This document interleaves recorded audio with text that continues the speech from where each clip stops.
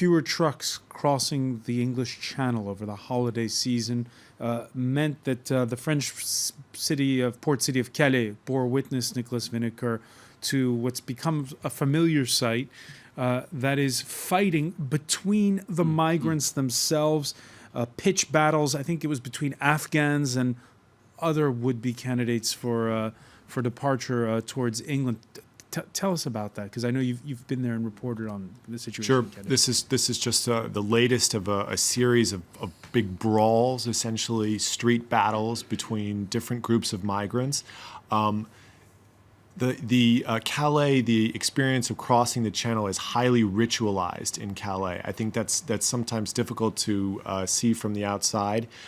The way it works on the ground is that different groups, usually nationalities, agree on different times and different places where they're going to try to get into the trucks or into trains and cross over to the United Kingdom.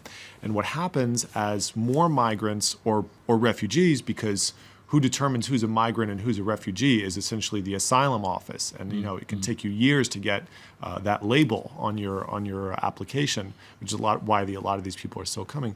But these people are competing for trucks, and it can be as simple as the Afghan group telling the Eritrean group, well, no, now it's our time to board these trucks, and you don't have a right to be here.